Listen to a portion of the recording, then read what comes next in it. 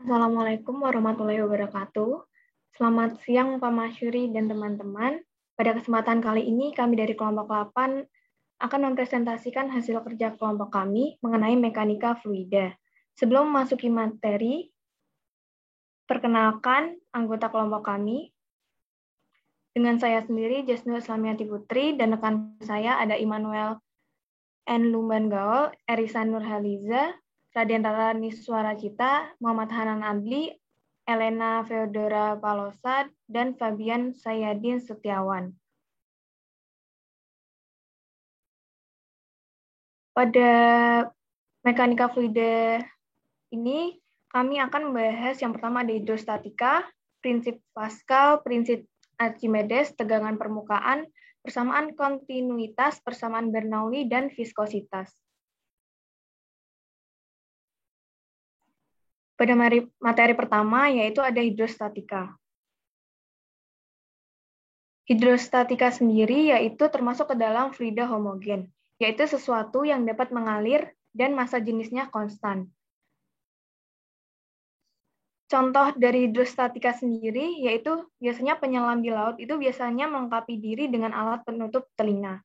Jika tidak menutup telinganya, seringkali telinga itu berdarah karena adanya tambahan tekanan yang dihasilkan air laut yang dalam. Tekanan tersebut mendorong bagian dalam rongga telinga sehingga menimbulkan pendarahan di telinga. Pada hidrostatika di sini, saya akan membahas tentang tekanan hidrostatik, sifat tekanan hidrostatik, tekanan atmosfer, pipa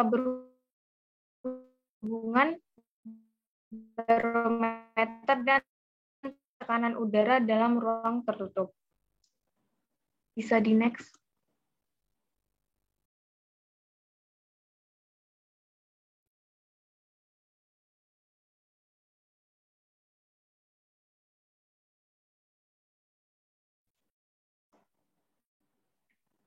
Selanjutnya, yang pertama ada tekanan hidrostatik. Tekanan diri yang berarti gaya persatuan luas bidang tekanan dapat dirumuskan sebagai F per A, dengan F sendiri gaya dan A itu luas permukaan. Apa sih tekanan hidrostatik sendiri? Tekanan hidrostatik itu tekanan yang diakibatkan oleh suatu gaya pada cair terhadap luas bidang tekan pada kedalaman tertentu. Bagaimana hubungan tekanan dengan kedalaman lokasi dalam fluida? Di sini dibuat sebuah balok dengan luas penampang A dan panjangnya H. Salah satu sisi berada di permukaan fluida dan sisi yang lain memuat titik yang kita tinjau.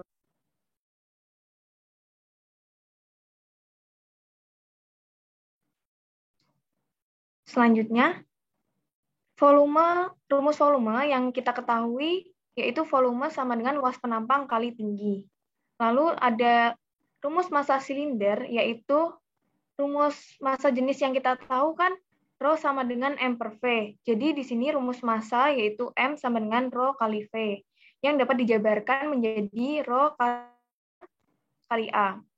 Lalu gaya berat di sini dirumuskan sebagai massa kali gravitasi yang dapat dijabarkan menjadi Rho kali A, kali H, dan kali G.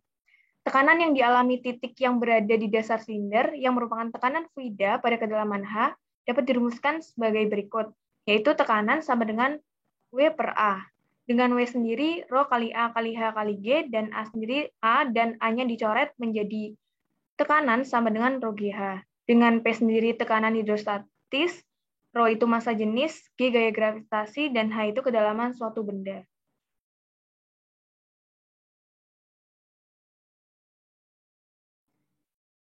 Selanjutnya ada sifat tekanan hidrostatik. Dia ada dua. Yang pertama itu besarnya tekanan hidrostatik hanya bergantung pada kedalaman fluida, tidak bergantung pada bentuk wadah. Bisa kita lihat tinggi permukaan fluida yang sama, yang berarti tekanan hidrostatik sepanjang garis horizontal semuanya sama. Yang kedua itu pada bidang sentuh antara fluida dan benda, gaya yang dihasilkan tekanan selalu tegak lurus permukaan bidang batas.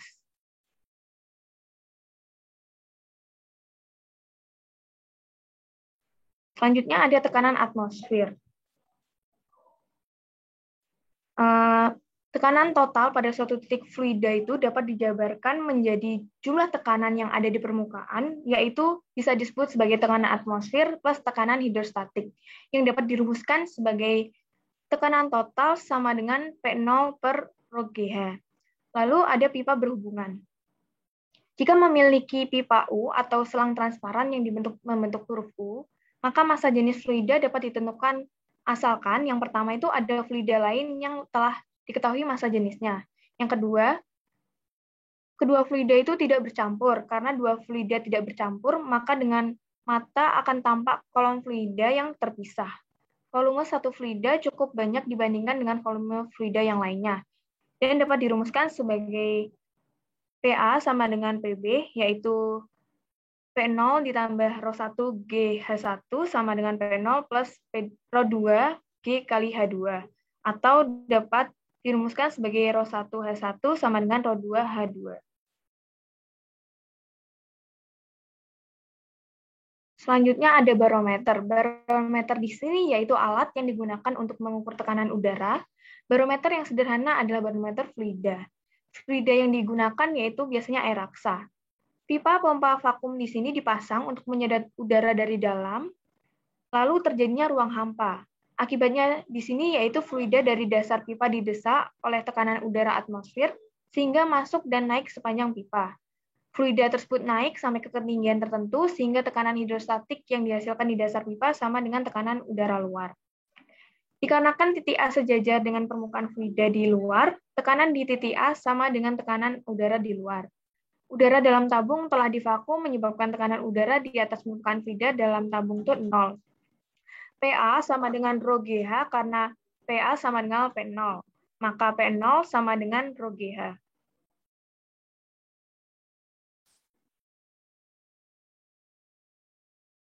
Selanjutnya ada tekanan udara dalam ruang tertutup. Di sini untuk mengukur tekanan udara dalam ruang tertutup, kita dapat menggunakan fluida dan pipa. Bisa kita lihat pada gambar tersebut, karena titik A dan B berada pada fluida yang sama dan berada pada satu garis horizontal, maka tekanan kedua titik tersebut sama besar. Tekanan di titik A dapat dirumuskan sebagai tekanan A sama dengan P0 ditambah rho GH, dan tekanan di B sama dengan tekanan udara dalam ruang dapat dirumuskan sebagai PB sama dengan P. Jadi tekanan di titik B yang merupakan tekanan udara itu dalam ruangan tertutup dapat dirumuskan sebagai P sama dengan P0 plus rho GH.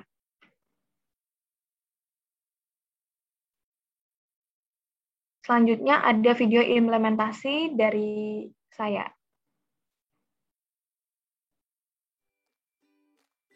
Di sini saya akan memperhatikan implementasi tekanan hidrostatik pada kehidupan sehari-hari. Di sini saya mempunyai botol yang berisi air, sudah diberi dua lubang dengan jarak yang berbeda. Di sini kita bisa lihat kedalaman yang pertama dan kedalaman yang kedua. Pada kedalaman yang kedua ini lebih dalam dibandingkan kedalaman yang pertama. Nah, di sini kita akan melihat air mana sih yang jatuhnya lebih jauh. Selanjutnya, kita buktikan dengan membuka kedua penutup bolongan dan dapat dilihat bahwa yang lebih jauh jaraknya yaitu pada kedalaman yang kedua.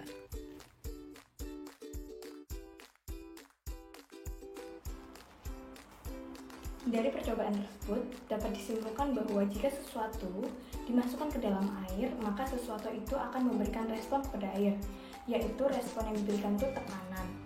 Nah, di sini kita lihat tadi bahwa yang lebih dalam itu mempunyai jarak yang lebih jauh, yang membuktikan bahwa semakin dalam kedalaman, maka tekanan air semakin besar.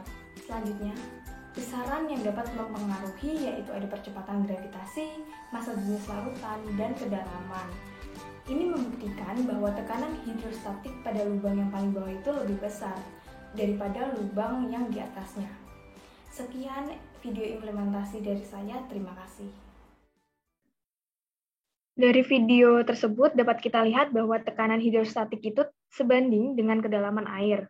Selanjutnya, untuk prinsip Pascal akan diterangkan oleh teman saya.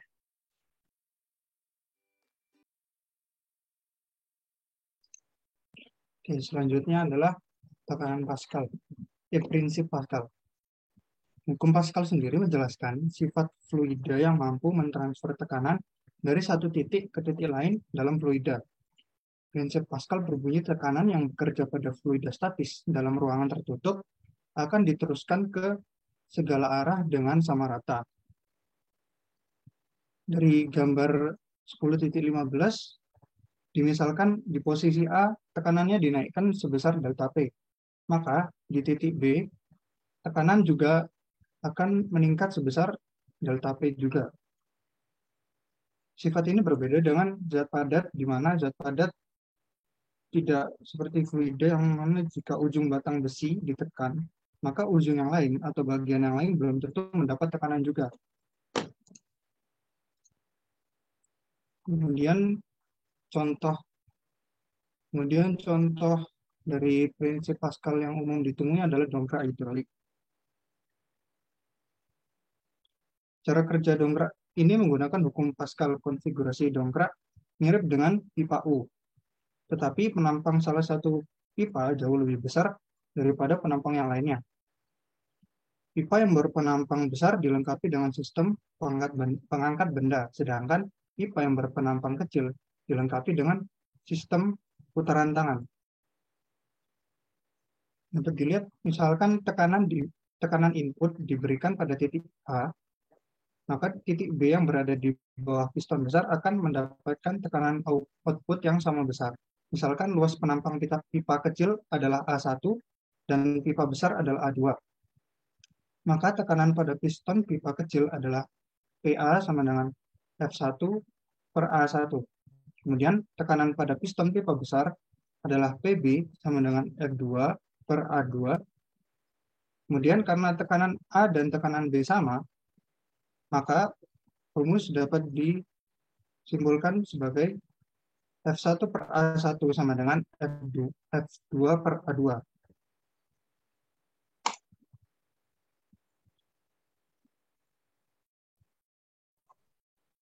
Ya, kali ini saya akan menjelaskan mengenai prinsip Archimedes. Next. Nah, bunyi hukum Archimedes itu sendiri, jika suatu benda yang dicelupkan sebagian atau seluruhnya ke dalam fluida, maka benda tersebut akan mengalami gaya ke atas atau gaya apung yang besarnya sama dengan berat fluida yang dipindahkan oleh benda tersebut. Next. Nah, untuk gambaran umum dari prinsip Archimedes itu biasa disebut juga dengan hukum Archimedes, di mana hukum ini itu menjelaskan hubungan antara gaya berat dan gaya ke atas atau gaya apung pada suatu benda jika dimasukkan ke dalam fluida. Nah, akibat adanya gaya apung ini, benda yang ada di dalam fluida beratnya akan berkurang, sehingga benda yang diangkat di dalam fluida akan terasa lebih ringan dibandingkan ketika diangkat di darat. Nah, untuk persamaan yang digunakan pada hukum Archimedes ini yaitu persamaan untuk gaya apung. Nah, gaya apung ini bisa didapatkan dengan mengalikan rho atau massa jenis fluida, lalu dikali dengan gravitasi bumi, lalu dikali dengan volume fluida tersebut. Nah,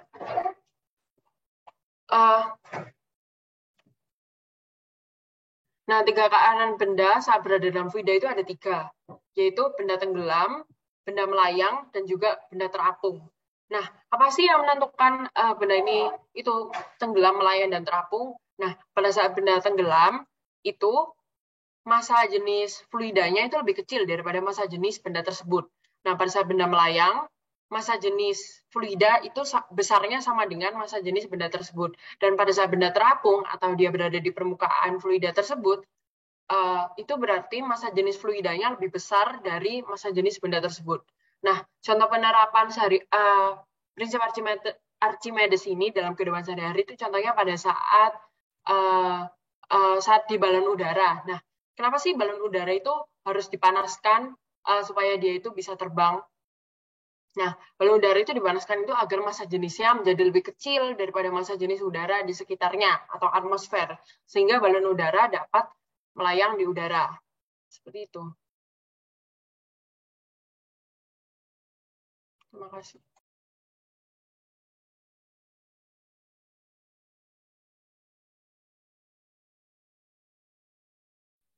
Kemudian saya akan menjelaskan mengenai tegangan permukaan.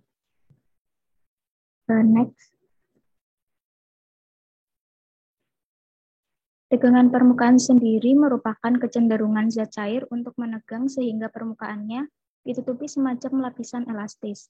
Pada kehidupan sehari-hari sering dijumpai fenomena tegangan permukaan seperti serangga air yang bisa berjalan di permukaan air, kemudian kenaikan batas air pada pipa kapiler, atau terbentuknya buih dan gelombang pada air sabun.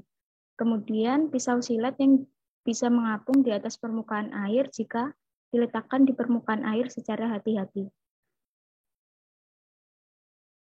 Next.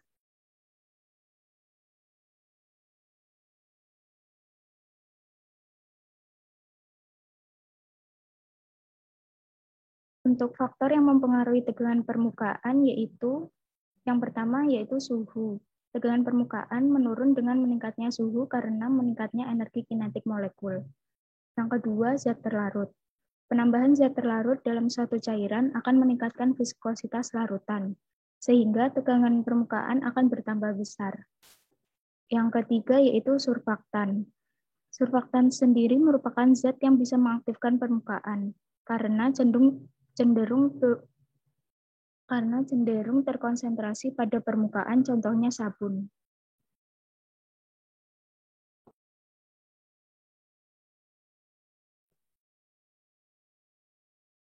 Pada tegangan permukaan terdapat gaya kohesi dan gaya adhesi. Gaya kohesi merupakan gaya tarik-menarik antar molekul sejenis, contohnya yaitu gaya antar molekul air. Untuk gaya adhesi sendiri merupakan gaya tarik-menarik antar molekul berbeda jenis. Contohnya yaitu antara fluida dengan dinding tabung. Adanya gaya kohesi dan adhesi menyebabkan setiap fluida memiliki tegangan permukaan sehingga memiliki meniskus yang berbeda. Untuk gaya kohesi lebih besar dari gaya adhesi akan terbentuk sudut theta lebih dari 90 derajat dan terbentuk meniskus cembung. Untuk gaya kohesi kurang dari gaya adhesi, sehingga terbentuk sudut theta kurang dari 90 derajat dan terbentuk meniskus cekung.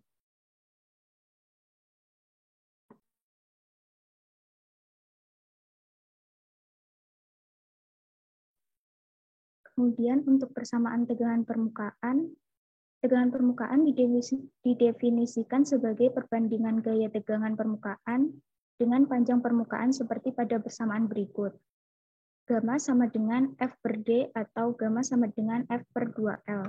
Dengan gamma merupakan tegangan permukaan, F merupakan besarnya gaya, D merupakan panjang permukaan, dan L merupakan panjang kawat.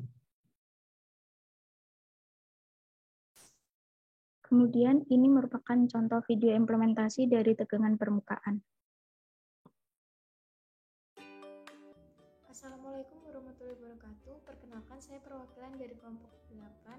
Pada video kali ini saya akan melakukan percobaan terkait dengan tegangan permukaan. Untuk alat dan bahan yang dibutuhkan, di sini terdapat 2 buah sampel A dan sampel B yang berisi dengan larutan air. Kemudian terdapat 2 buah silet. Selanjutnya terdapat 1 sendok teh sabun. Di sini saya menggunakan sabun krim atau sabun colek. Pertama kita campurkan sabun colek atau sabun krim ke dalam larutan pada gelas B. Kemudian aduk hingga larutan air dan sabun tercampur dengan rata. Sehingga kita memiliki 2 buah larutan yang berbeda, yaitu larutan air pada gelas A dan juga larutan sabun pada gelas B. Pada percobaan pertama dengan menggunakan larutan A. Pertama-tama kita memasukkan silet ke dalam wadah A. Dapat dilihat bahwa silet tampak mengapung di permukaan air. Hal ini karena berat silet menyebabkan permukaan zat cair melengkung ke bawah. Lengkungan itu memperluas permukaan zat cair, namun zat cair dengan tegangan permukaannya berusaha untuk mempertahankan luas permukaannya sekecil mungkin. Hal ini membuktikan bahwa terdapat tegangan permukaan pada larutan air, di mana tegangan permukaan menyebabkan permukaan cairan seperti ditutupi oleh hamparan selaput yang elastis sehingga dapat menahan suatu benda. Kemudian dilakukan percobaan yang sama terhadap gelas B. Pertama-tama kita memasukkan silet ke dalam gelas B yang berisi larutan air sabun. Dapat dilihat bahwa silet yang dimasukkan ke dalam wadah B tenggelam. Hal ini disebabkan karena sabun merupakan zat yang berfungsi untuk menurunkan tegangan permukaan larutan. Pada sabun terdapat zat yang dapat menurunkan tegangan permukaan air, yaitu surfaktan.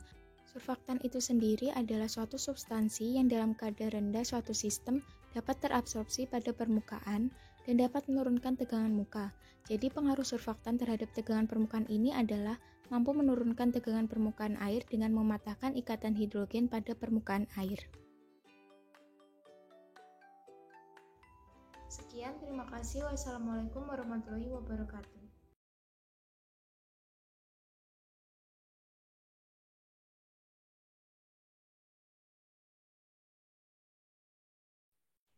Baik, selanjutnya saya akan membahas mengenai persamaan kontinuitas ya. Jadi sebelum masuk ke persamaan kontinuitas, kita perlu mengetahui apa itu debit air. Ya, debit air adalah besaran yang menyatakan volume fluida yang mengalir melalui suatu penampang tertentu dalam satuan waktu tertentu. Dalam hal ini kita bisa lihat rumus dari debit air adalah Q ya, dilambangkan dengan Q debitnya, yaitu volume fluida dibagi dengan selang waktu, atau Q sama dengan V per T. Rumusnya dapat diturunkan menjadi V itu, volume itu dalam silinder adalah luas penampang dikali dengan L. Dan L itu bisa didapatkan dengan kecepatan dikali dengan waktu. Jadi Q sama dengan A dikali V kali T per T. Jadi T-nya bisa dicoret, Q-nya bisa didapatkan A dikali V. Selanjutnya ada penurunan persamaan kontinuitas. Nah, dapat dilihat pada gambar, jika suatu fluida mengalir dengan aliran tunak, yaitu yang tidak bergantung kepada waktu, maka massa fluida yang masuk ke salah satu ujung pipa haruslah sama dengan massa fluida yang keluar dari ujung pipa yang lain selama selang waktu yang sama. Hal ini berlaku karena pada aliran tunak tidak ada fluida yang dapat meninggalkan pipa melalui dinding-dinding pipa. Ya, di gambar terlihat ada penampang yang besar dapat disimbolkan dengan A1 dan penampang yang kecil, pipa yang lebih kecil disimbolkan dengan A2. Lalu ada rho 1 dan rho 2, ada V1 dan V2, dan selama selang waktu dt, fluida pada penampang 1 bergerak ke kanan menempuh jarak X1 sama dengan V1 dikali dengan delta T. Dan fluida pada penampang yang kedua bergerak ke kanan menempuh jarak X2 sama dengan V2 dikali dt, delta T. Oleh karena itu, volume V1 dapat didapatkan A1 kali X1 yang akan masuk ke pipa pada bagian 1. Dan volume 2 yaitu V2 akan sama dengan A2 dikali X2 dan akan keluar dari bagian 2. Nah, dengan menyamakan massa fluida yang masuk pada bagian 1 dan yang keluar pada bagian 2 selama selang waktu delta T, akan diperoleh persamaan kontinuitas sebagai berikut, yaitu A1 dikali V1 sama dengan A2 dikali V2 sama dengan A3 dikali V3 sama dengan konstan, di mana pada fluida tak termampatkan, hasil kali antara kelajuan fluida dan luas penampang selalu konstan.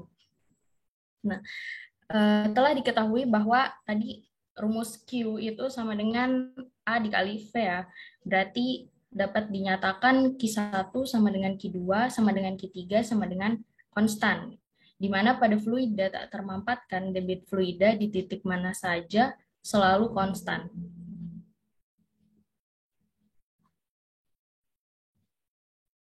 Nah, ini persamaan kontinuitas seperti yang tadi sudah dicari, pada akhirnya akan mendapatkan rumus Q1 sama dengan Q2 atau A1 kali V1 sama dengan A2 kali V2.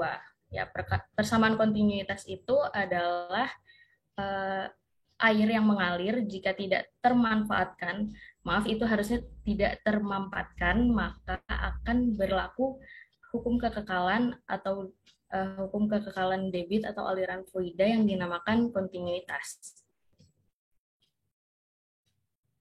Berikut adalah video implementasi dari persamaan kontinuitas.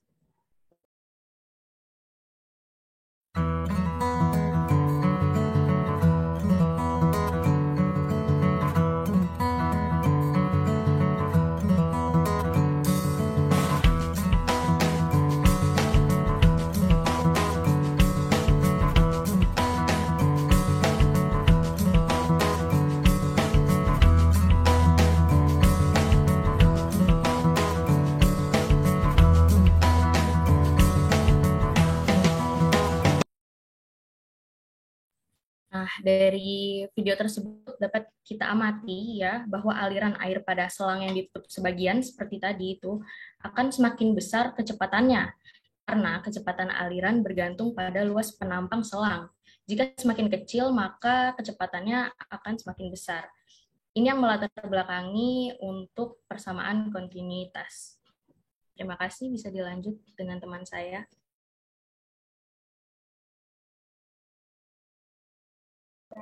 Oke, jadi di sini saya akan menjelaskan tentang persamaan Bernoulli.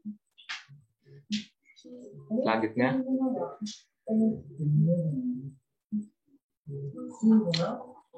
apa sih persamaan Bernoulli itu? Persamaan Bernoulli ini merupakan persamaan yang menyatakan kecepatan aliran fluida akan menyebabkan penurunan terhadap tekanan fluida secara bersamaan atau penurunan energi potensial fluida tersebut.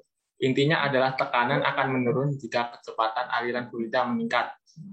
Begitupun sebaliknya, jika tekanannya tinggi, maka kecepatannya rendah. Hukum Bernoulli dinamakan dari Daniel Bernoulli yang pertama kali mencetuskan hukum ini berdasarkan bukunya yang berjudul Hidrodinamika yang terbit pada tahun 1738. Selanjutnya, bentuk persamaan Bernoulli itu kira-kira seperti ini. Persamaan Bernoulli itu berhubungan dengan tekanan, kecepatan, dan ketinggian dari dua titik, yaitu dari titik 1 dan 2. Aliran fluida yang bermassa jenis. Persamaan ini berasal dari keseimbangan energi mekanik, atau dari energi kinetik dan energi potensial dan tekanan. Nah, bisa dilihat di sini, tekanan tambah energi kinetik tambah energi potensial sama dengan konstan. Nah, dapat ditulis dalam bentuk lain, yaitu P1 ditambah rho V kuadrat 1 ditambah PGH1 sama dengan P2 ditambah setengah rho V kuadrat 2 ditambah PGH2. Nah, di mana P itu tekanan, V kecepatan fluida, G percepatan gravitasi, dan H ketinggian. Sedangkan rho itu massa jenis. Selanjutnya, nah, kira-kira hukum Bernoulli ini penerapannya dalam kehidupan sehari-hari itu contohnya, satu, dalam perhitungan gaya angkat lift pada sayap pesawat. Kedua, perhitungan untuk mencari tekanan yang hilang pada aliran. Ketiga, tabung pilot. Keempat, venturimeter. 5, manometer. Yang terakhir, Torricelli. Selanjutnya adalah kira-kira tentang video implementasi yang saya jelaskan. Silahkan disetel. Assalamualaikum warahmatullahi wabarakatuh. Saya Fabian Setiawan, NLP 501161180. Saya di sini mau menjelaskan bagaimana sih cara mengimplementasikan persamaan Bernoulli ke dalam kehidupan sehari-hari. Nah, seperti kita ketahui, persamaan Bernoulli itu ketika kecepatan suatu fluida itu berbanding terbalik terhadap tekanan. Maka semakin cepat kecepatan fluida itu, maka semakin kecil tekanannya. Itu berlaku sebaliknya juga. Nah, di sini alat yang kita gunakan yaitu untuk membuktikan persamaannya, yaitu pertama kertas, kemudian hair dryer. Nah, di sini saya membuktikan kalau Bernoulli itu memang ada dan bisa diimplementasikan ke kehidupan sehari-hari, maka kertas ini akan terangkat karena udara nanti akan terdorong, kemudian kecepatan udara di atas kertas ini akan cepat, kemudian jadi tekanannya akan semakin rendah, tapi tekanan di bawahnya jadi lebih besar, makanya kertas bisa terangkat. Oke, langsung kita coba ke percobaannya.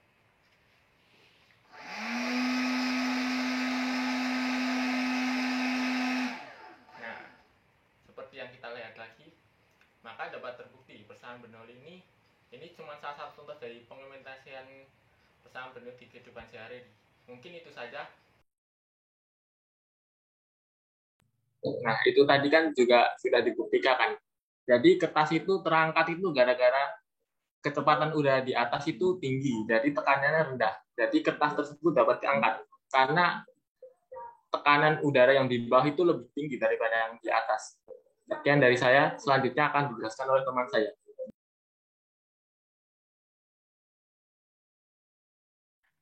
Selanjutnya kita akan membahas tentang viskositas. Next. Oke, kita mulai dulu dari pengertian dan rumus dari viskositas sendiri. Viskositas adalah suatu besaran yang mengukur kekentalan fluida. Dalam pembahasan sebelumnya, yaitu Bernoulli, hanya berlaku pada fluida tidak kental. Nah, di viskositas ini akan membahas apakah fluida itu kental atau tidak kental.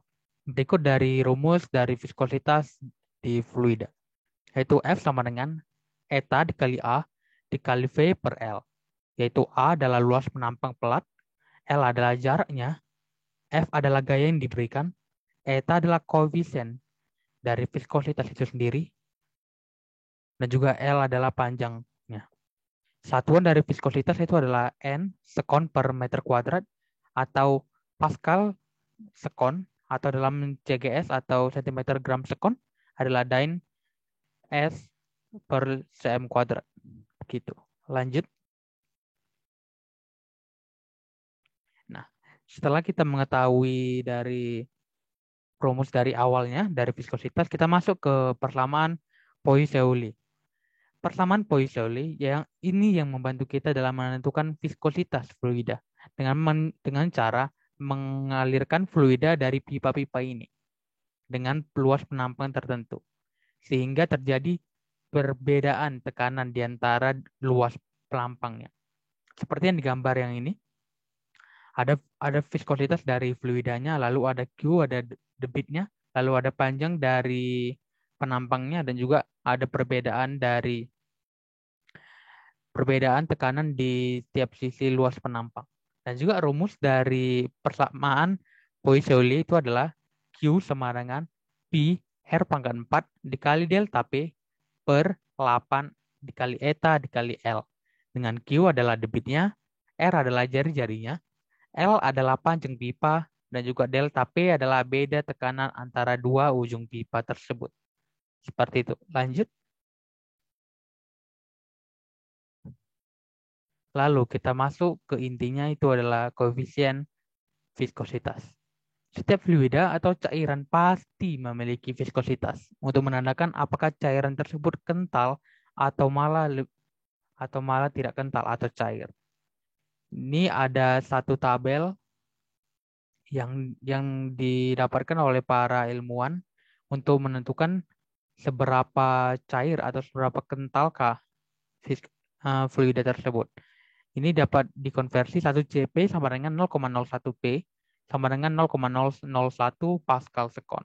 Maka dari tabel ini, semakin tinggi nilai koefisien viskositas, maka semakin kental cairan tersebut. Maka yang paling kental itu adalah si gliserin. Dia memiliki eta atau koefisien viskositas itu adalah 1,5. Sedangkan yang paling kecil itu adalah water vapor atau uap air, yaitu yang paling kecil adalah hidrogen, maksudnya hidrogen dalam 0 derajat, yaitu 0,009 10 pangkat min 3. Seperti itu. Selanjutnya. Nah, setelah kita mengetahui koefisien dari viskositas, kita masuk ke hukum Stokes. Hukum Stokes ini simpelnya itu adalah jika ada benda yang bergerak dalam kecepatan tertentu di sebuah fluida yang kita tidak tahu berapa koefisien viskositasnya, maka itu ada timbul gaya geseknya yang ke atas. Karena dia geraknya ke bawah, maka gaya geseknya akan ke atas melawan gaya bendanya, melawan arah bendanya. Maka hukum Stokes digunakan untuk menentukan juga koefisien viskositas fluida. Rumus dari hukum Stokes adalah F sama dengan 6 dikali V dikali eta dikali R dikali V. Dengan F adalah gaya gesekannya atau disebut gaya Stokes. R adalah jari-jari bola. Biasanya itu adalah diumpamakan sebagai sebuah bola yang jatuh ke dalam fluida. Lalu V adalah laju bola atau kecepatan bola relatif terhadap fluida tersebut.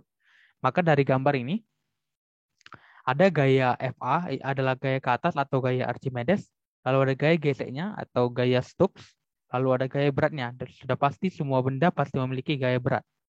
Gaya beratnya adalah M kali G. Seperti itu. Bisa dilanjut?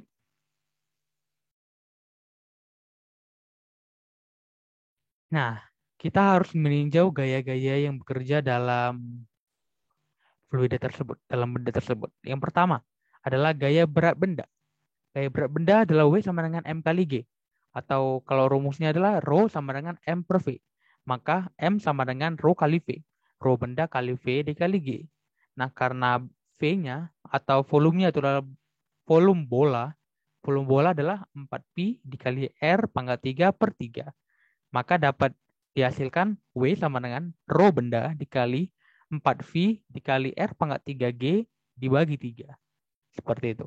Lalu ada rumus gaya Archimedes yang teman saya jelaskan tadi, yang gaya angkat ke atas.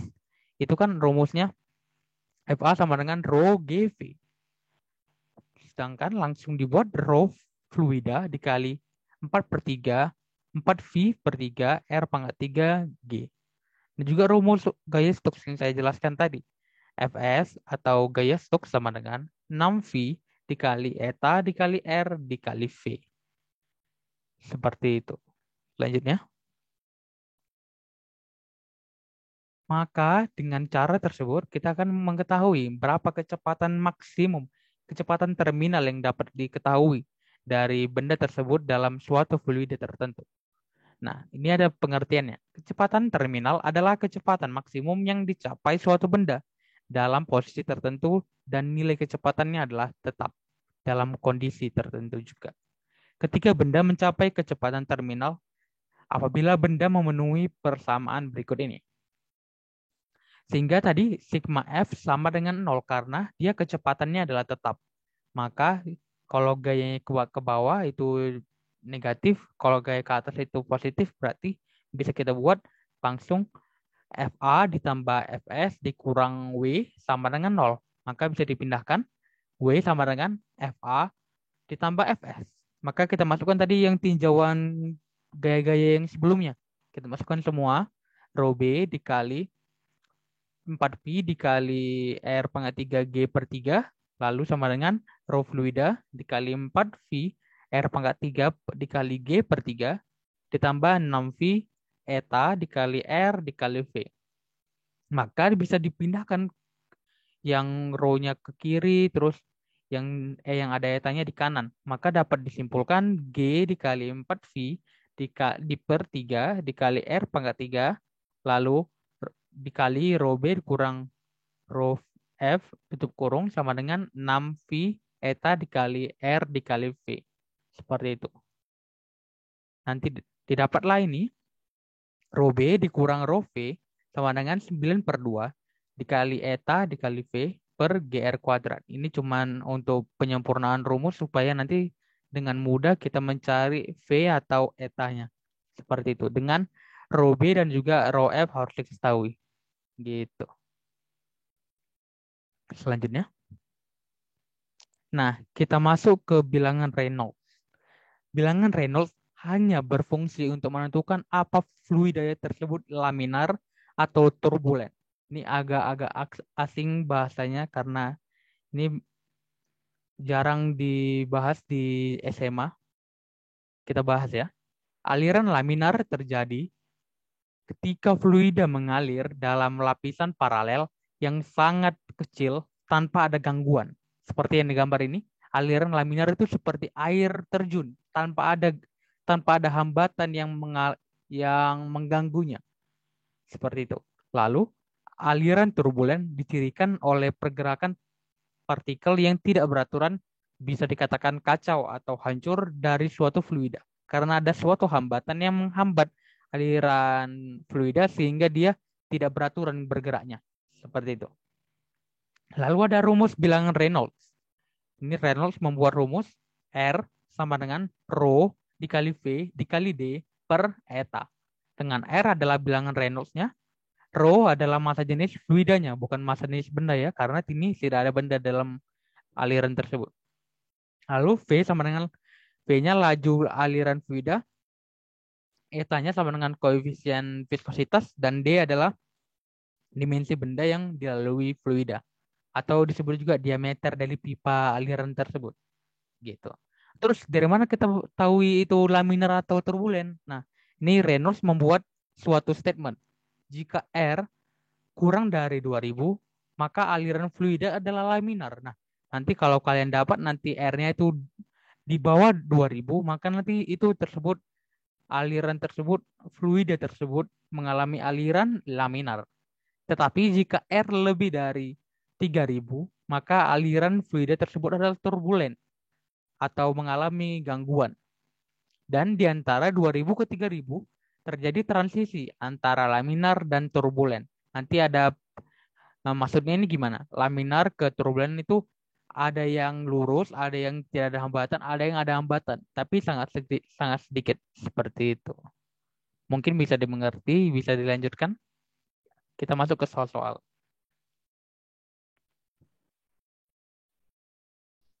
Selanjutnya, di sini kita masuk ke contoh-contoh soal yang ada dalam mekanika fluida.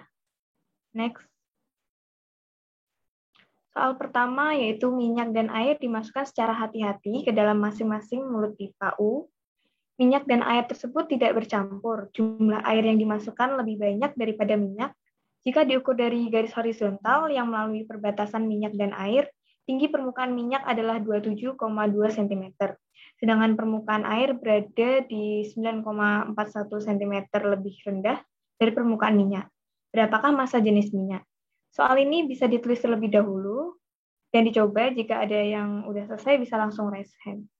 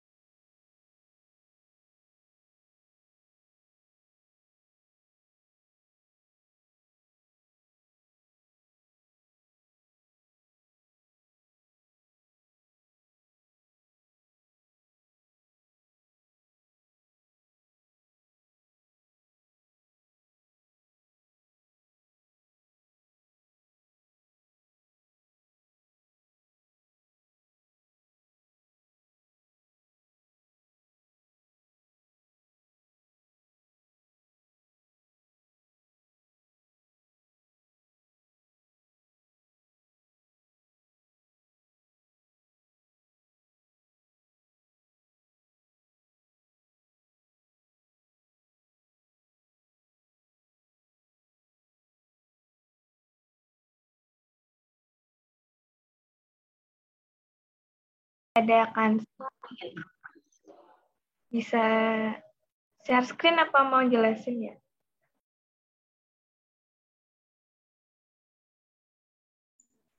Mungkin bisa saya jelaskan aja kali ya.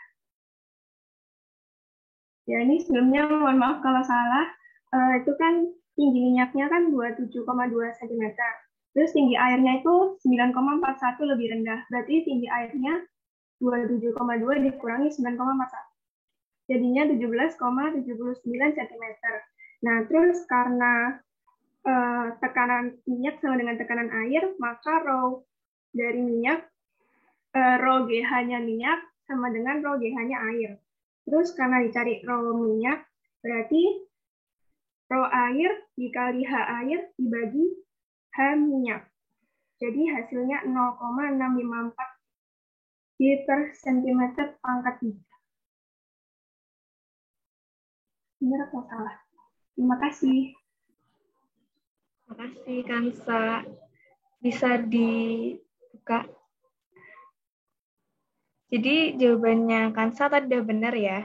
Jadi ini saya jelasin ulang lagi. Pertama, diketahui kan massa jenis air atau ρA itu sama dengan 1000 km per meter kubik dan sama dengan 1 gram per cm kubik. Lalu diketahui lagi tinggi minyak 27,2 cm, tinggi air 27,2 dikurang 9,41 sama dengan 17,79 cm. Yang ditanyakan di sini ρ minyak. Jadi bisa memakai rumus yang ada di pipa U tadi. Jadi ρ minyak dikali H minyak sama dengan ρ air dikali H air. Di sini dicari ρ air, jadi sama dengan ρ minyak, yang dicari ρ minyak, jadi sama dengan ρ air dikali H air dibagi H minyak. Jadi ρ airnya itu 1 dikali 17,79 dibagi 27,2 dan didapatkan 0,654 gram per cm kubik dan diubah menjadi kilogram per meter kubik menghasilkan 654. Next.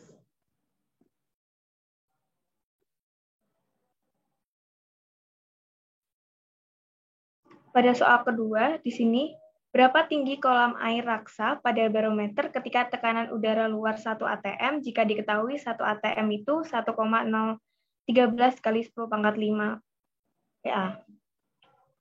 Bisa dicoba dulu, kalau udah bisa raise hand ya.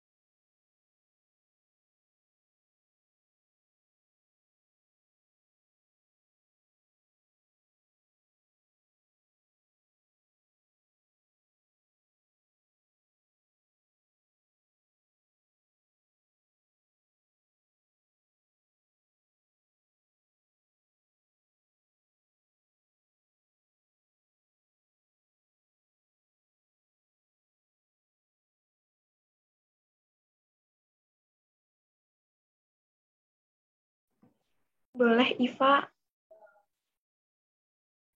Kalau bisa share screen ya.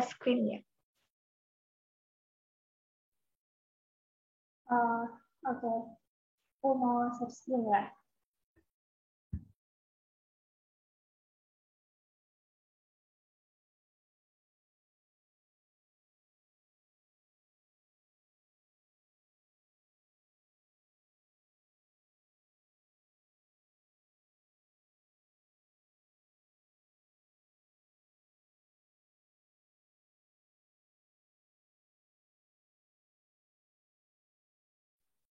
Oke, apakah sudah terlihat? Sudah. Sudah terlihat, Tara? Udah. Udah. Oh, oke. Jadi tadi kan air kolam raksa kan ya. Terus diketahui tekanan udara luar 1 atm sama dengan 1,013 kali 10 pangkat 5 PA. Nah, diketahui berarti ini tekanannya 1,013 kali 10 pangkat 5 PA yang udah diketahui. Terus roh air raksa itu 13.600 kg per meter kubik. Terus ini dijadikan seperti ini karena biar mudah aja sih hitungnya. Terus ini J-nya pakai 9,8. Ditanya tadi H ketinggian air kolam raksa. Dijawab rumus awalnya itu kan P sama dengan rho GH. Karena kita cari H, jadi H sama dengan P per rho GH. Hanya tinggal dimasukin tadi rho-nya ini, tekanannya per rho-nya dikali gravitasi. Berarti ketemu H 0,7600, jadi bisa kita simpulkan bahwa hasilnya adalah 0,36 meter. Terima kasih. Terima kasih, Iva.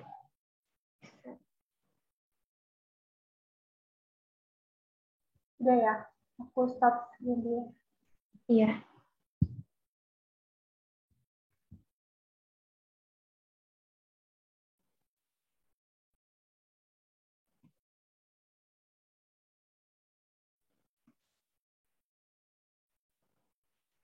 Jadi jawabannya Iva tadi udah benar ya.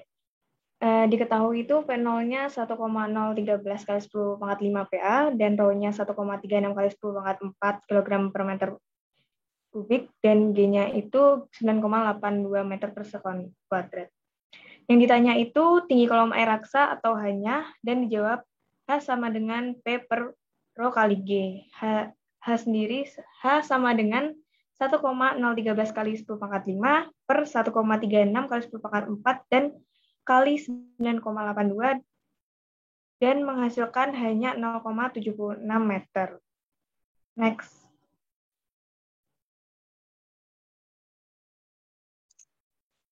Oke, selanjutnya soal nomor 3. Sebuah dongkrak hidrolik memiliki pipa-pipa yang berdiameter 1 cm dan 7 cm.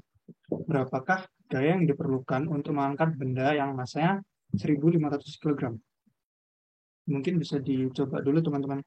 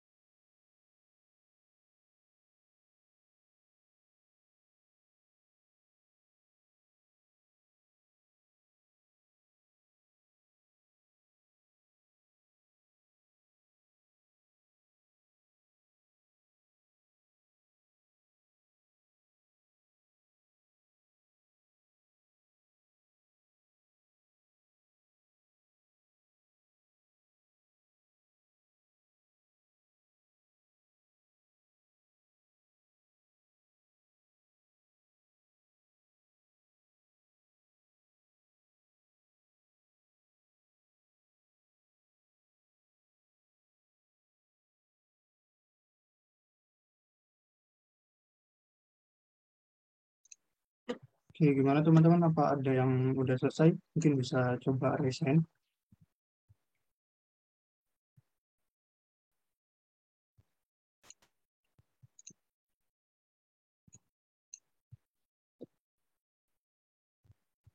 Oke, kalau nggak ada, langsung aku bahas aja ya.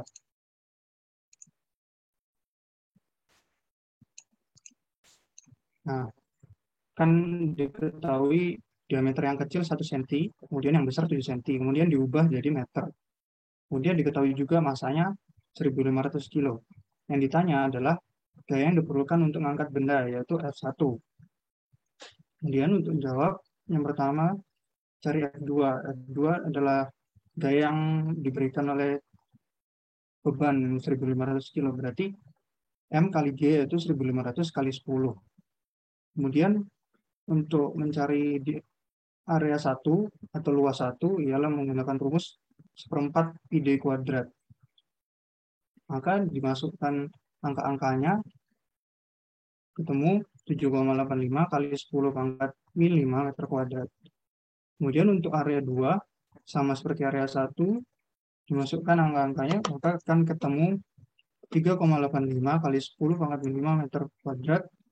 Kemudian dimasukkan ke rumus yang semula yang sudah saya jelaskan tadi di awal, yaitu F1 per A1 sama dengan F2 per A2. Karena yang dicari adalah F1, maka rumus berubah jadi A1 per A2 kali F2. Dimasukkan angka-angkanya, maka akan didapatkan gaya sebesar 306 Newton untuk F1-nya.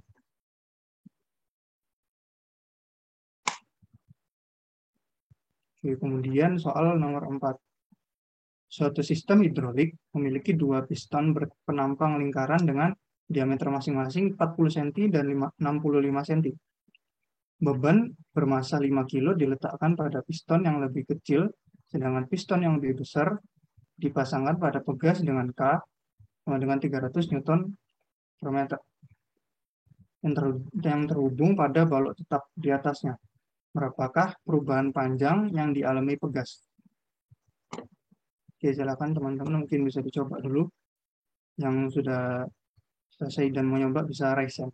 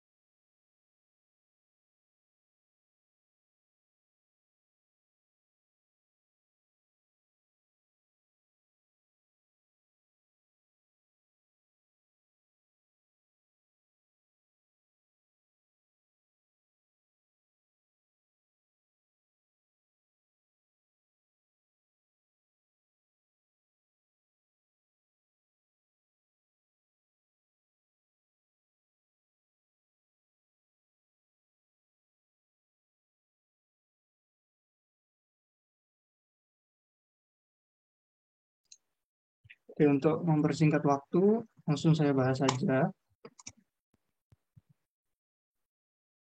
Jadi diketahui tadi diameter yang kecil 40 cm dan diameter yang besar 65 cm, kemudian diubah menjadi meter.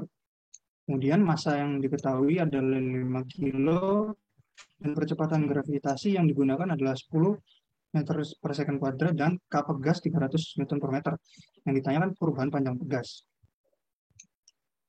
Maka dengan rumus yang seperti tadi, F1 per A1 sama dengan F2 per A2, di mana F1 adalah M kali G dan F2 adalah Kx. Maka yang dicari adalah X, maka rumus jadi M kali G kali D2 kuadrat per K D1 kuadrat. Dimasukkan angka-angkanya, maka akan didapatkan perubahan panjang pegas yaitu sebesar 44 cm.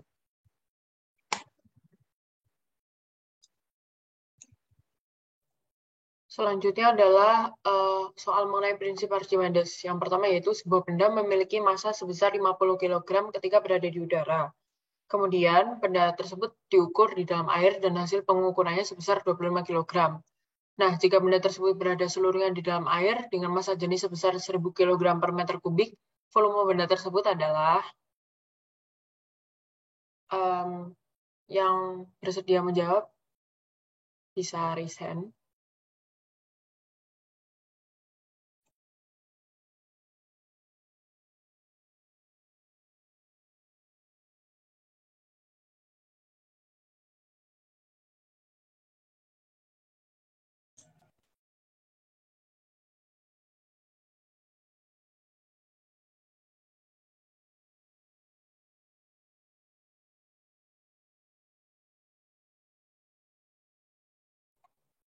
Oke, langsung saya bahas saja ya.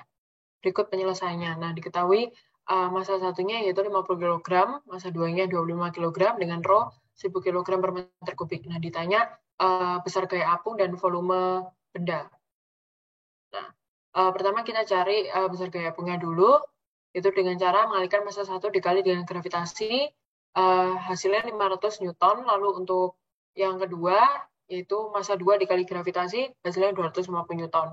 Nah, untuk mencari gaya apungnya tinggal dikurangi aja, 500 minus 250 sama dengan 250 Newton.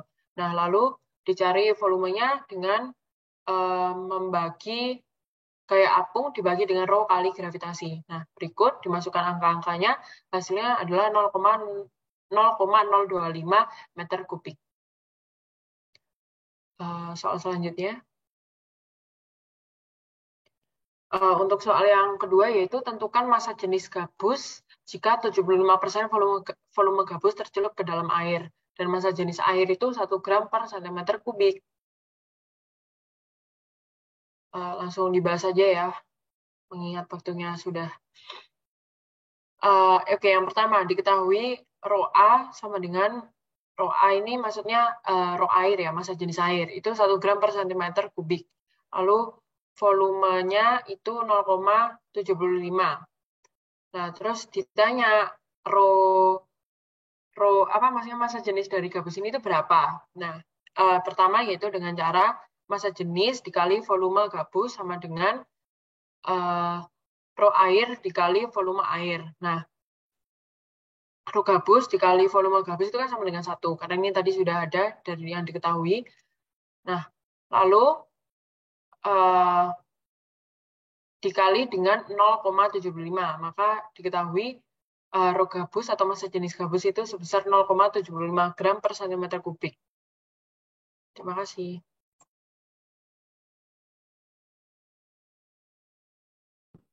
Kemudian untuk contoh soal nomor 7 tentang tegangan permukaan. Sebatang kawat dibengkokkan membentuk huruf U, kemudian kawat kecil AB bermassa 0,2 gram dipasang dalam kawat tersebut. Kawat ini dicelupkan dalam lapisan sabun dan diangkat vertikal, sehingga terbentang satu lapisan sabun. Kawat AB mengalami gaya tarik ke atas. Agar terjadi kesetimbangan, kawat kecil AB digantungkan beban bermassa 0,1 gram supaya setimbang. Jika panjang kawat AB sama dengan 20 cm dan G sama dengan 9,8 meter per second kuadrat, besar tegangan permukaan lapisan sabun adalah, mungkin bisa langsung ke pembahasannya.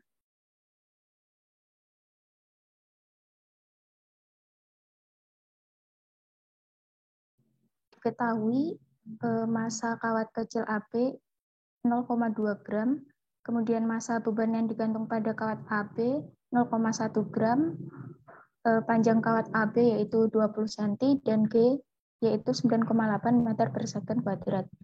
Yang ditanya yaitu tegangan permukaan. Di sini karena tegangan tali berlawanan dengan gaya berat, sehingga tegangan tali sama dengan W.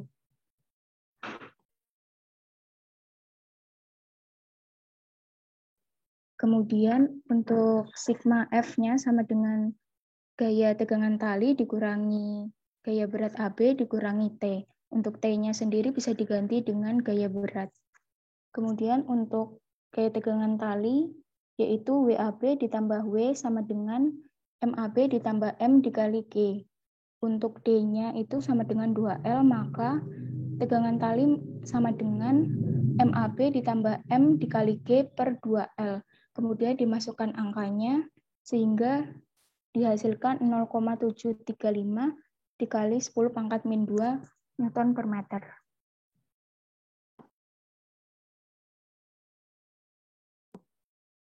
Untuk soal nomor 8, pada sebuah kawat berbentuk U dipasang kawat lurus dengan panjang 30 cm seperti pada gambar di samping.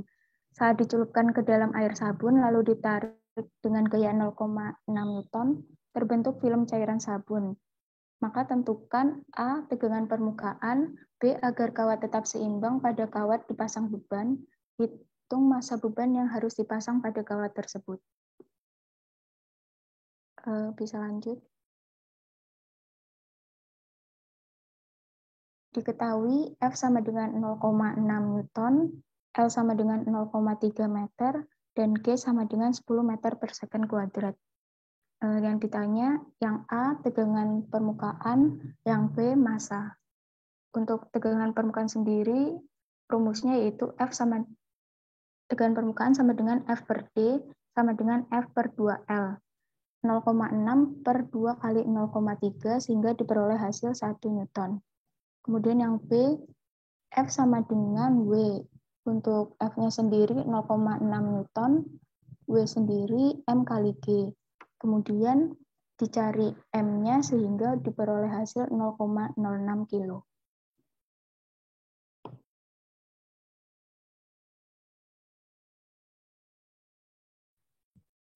Oke, selanjutnya ada soal 9 tentang persamaan kontinuitas. Soalnya berbunyi ujung sebuah pipa silinder memiliki jari-jari 1,5 cm. Lalu air yang diketahui massa jenisnya sebesar 1 kali 10 pangkat 3 kg per meter kubik mengalir dengan laju tetap 7 meter per second. Laju aliran massa yang meninggalkan pipa adalah, ya baik langsung saja dibahas.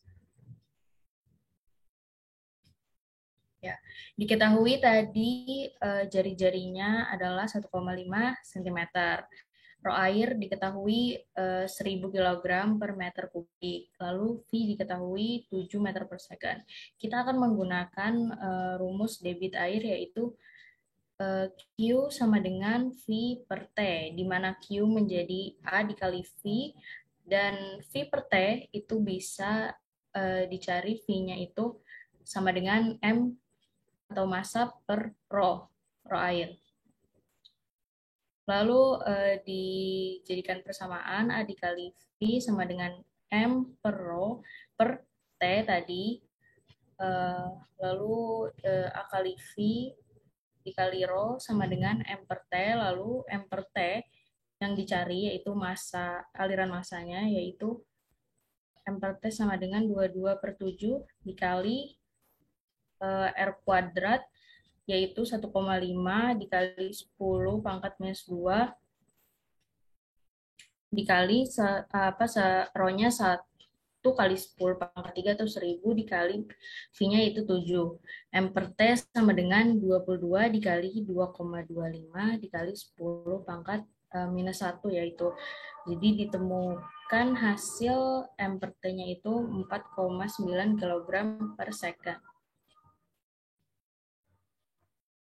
Selanjutnya soal nomor 10, sebuah pipa dengan salah satu bagian yang berdiameter 20 cm dan bagian lainnya berdiameter 10 cm. Jika laju aliran air di bagian pipa berdiameter besar adalah 30 cm kubik per second, maka laju aliran air di bagian pipa berdiameter lebih kecil adalah, ya berikut pembahasannya adalah, pertama diketahui R1 tadi 10 cm, R2 5 cm, lalu ada V1 30 cm kubik per second. Yang ditanya adalah V2-nya ya. Jadi kita menggunakan persamaan kontinuitas fluida yaitu A1 kali V1 sama dengan A2 dikali dengan V2. Kita pertama-tama mencari luas penampang pipa yaitu A1 sama dengan PR kuadrat sama dengan 3,14 dikali 10 cm dikuadratkan sama dengan 3,14 kali 100 cm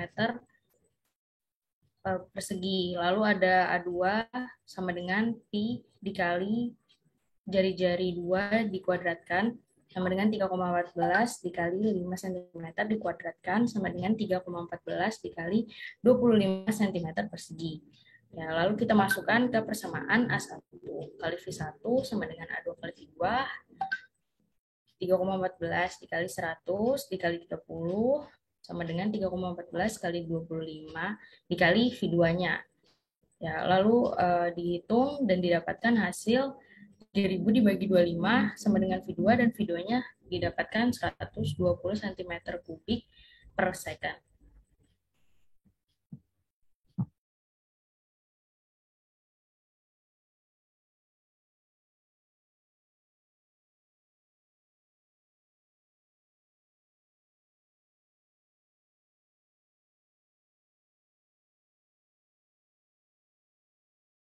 Berikutnya adalah soal nomor 11.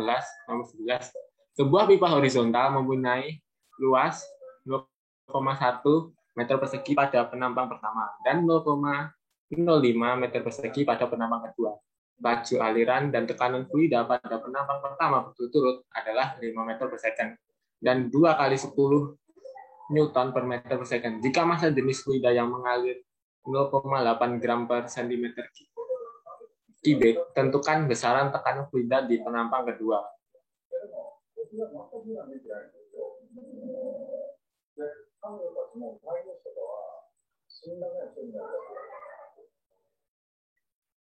Nah, pembahasannya seperti ini. Jadi tadi diketahui A1 sama dengan 0,1 meter persegi, A2 0,05 meter persegi, P1 5 meter per second, P1 2 kali 10 pangkat 5 Newton meter persegi, Rho 1 sama dengan Rho 2 sama dengan 0,8 gram per sentimeter kubik, H1 sama dengan H2 sama dengan 0 karena posisi horizontal.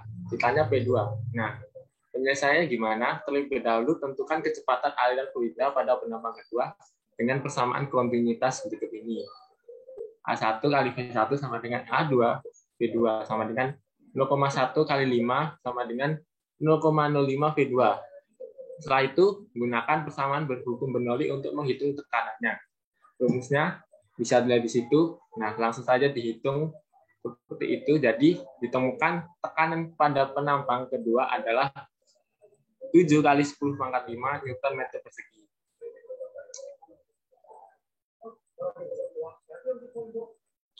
Soal berikutnya adalah sebuah penampung air yang cukup besar memiliki permukaan air 70 cm dari dasar penampung air.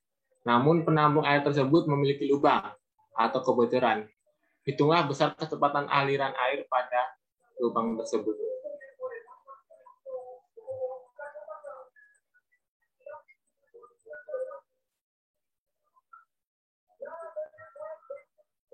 Nah, jadi tadi diketahui H1 sama dengan 70 cm sama dengan 0,7 meter. P1 sama dengan P2. Jadi, terus Rho air sama dengan 1000 kg per meter kubik. Dan percepatan gravitasi sama dengan 10 meter per second kuadrat. Ditanya V2. Penyelesaian menggunakan rumus Bernoulli tadi seperti ini. Kemudian kita tinggal masukkan saja. Kemudian kita bisa dapatkan P2 itu jawabannya seperti ini kira-kira. Mungkin bisa dicatat atau kurang paham bisa ditanyakan nanti selanjutnya.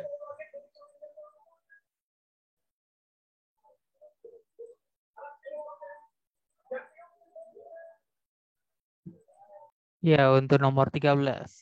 Oli mesin SHE-10 mengalir melalui pipa kecil dengan diameter penampang 3,6 mm, panjang pipanya 5,5 cm. Berapakah beda tekanan antara dua ujung pipa agar mengalir suatu oli dengan debitnya 7,2 ml per menit? Kita langsung ke penyelesaiannya. Nah, kita buat dulu diketahuinya Q-nya. Debitnya adalah 7,2 ml per menit. Kita ubah ke satuan SI-nya, satuan internasional, yaitu meter pangkat 3 dan second. 7,2 10 pangkat min 6 meter pangkat 3 dibagi 60 second.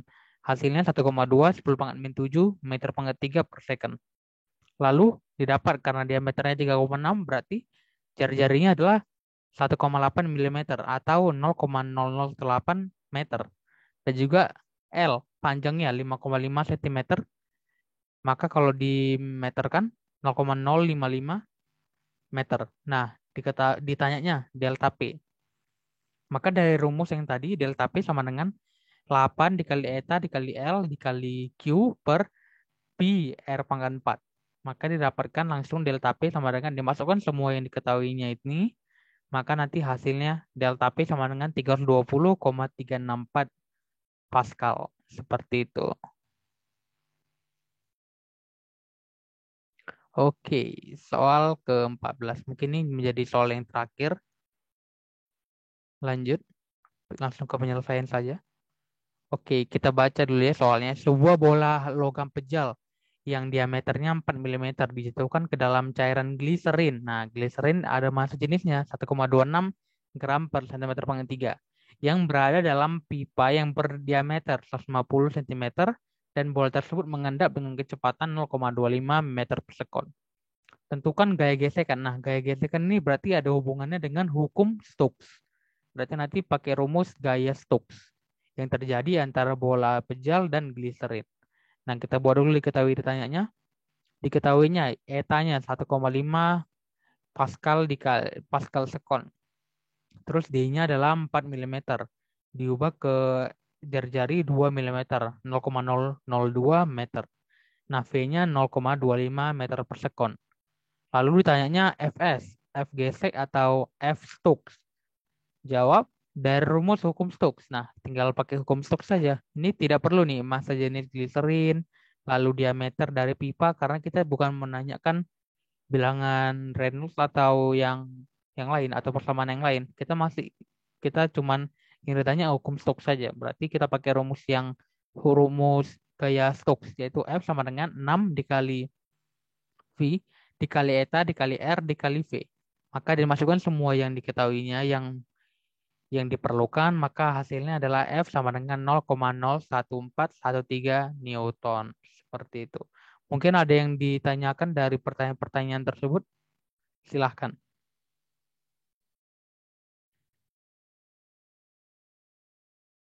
Gimana?